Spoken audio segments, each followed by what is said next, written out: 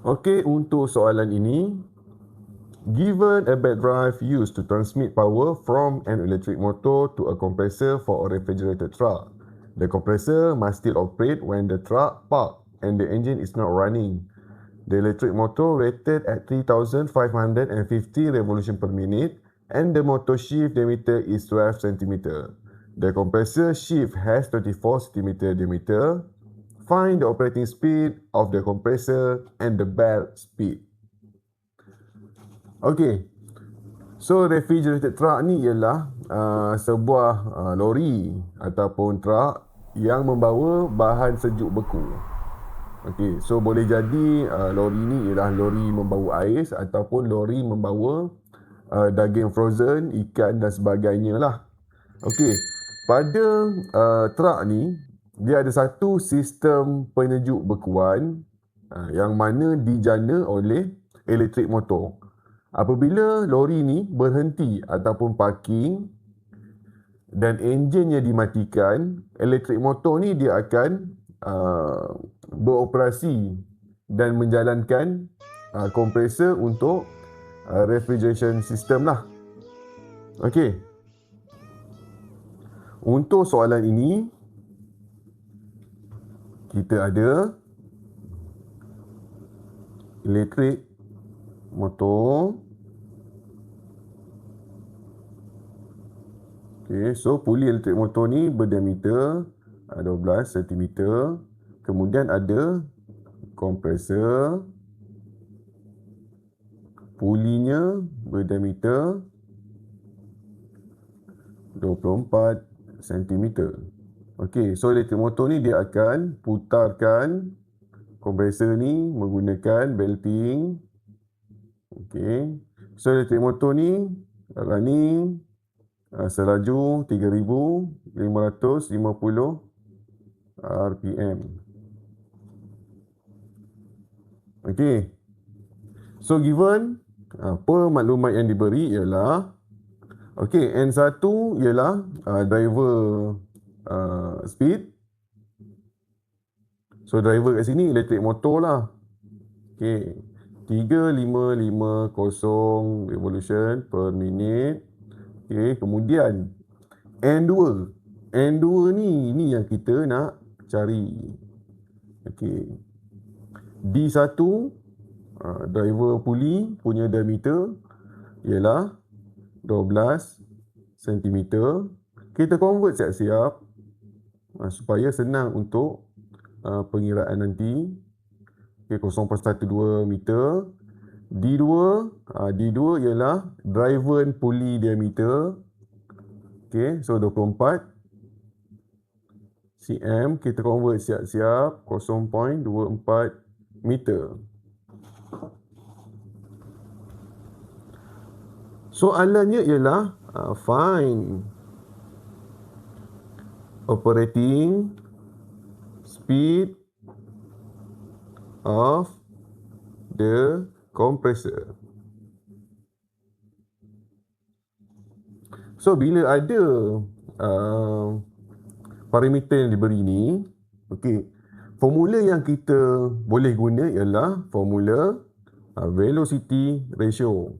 Okey, VR sama dengan N1 bagi N2 bagi omega 1 bagi omega 2. Okey, sama dengan D2 bagi dengan D1. Okey, ni jangan silap N1 ialah driver speed. N2 ialah driven speed. Okey, sama dengan omega 1. Omega ni ialah angular velocity untuk driver. Yang ini angular velocity untuk driven. Sama dengan diameter puli driven bahagi dengan diameter puli untuk driver. Okey, so ini jangan terbalik. N1 bagi N2 sama dengan omega 1 bagi omega 2 sama dengan D2 bagi D1. Once dah terbalik kat sini, nanti akan dapat velocity ratio yang salah lah. Kemudian pengiraan yang seterusnya akan salah. Okey, so parameter yang diberi ada N1. So kita ganti terus N1 ni ke sini. Okey, D1 dengan D2 dah ada. Okey, so just kira je lah. Just masukkan. Okey. So VR sama dengan 3550 bagi N2 sama dengan D2 0.24 bagi 0.12. So kita akan dapat velocity ratio nya ialah 2. Untuk dapatkan nilai untuk N2 ni, okey, just guna simple math lah. Kita just pusing-pusing je. So N2 kita bawa ke kanan, 2 ni kita bawa ke kiri. Okey. So N2 sama dengan 3550 bahagi 2 sama dengan 1775 RPM. So unit ni jangan lupa tulis lah.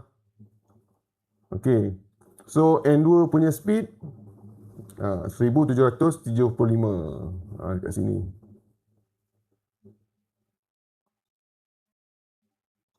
Okey, kemudian dia minta find the bell speed.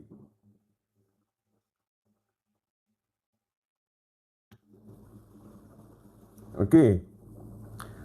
So untuk dapatkan bell speed ni, okey, kita di sini bell speed.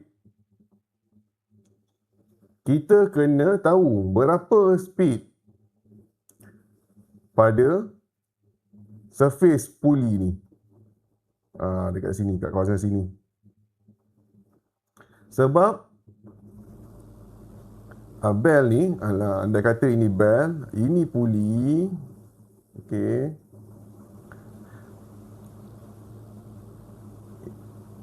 Andai kata bell dengan puli ni dia memang efisien dan tak ada slip. Okey, tiada berlaku dia punya geseran tu memang grip lah, tak ada slip. Kelajuan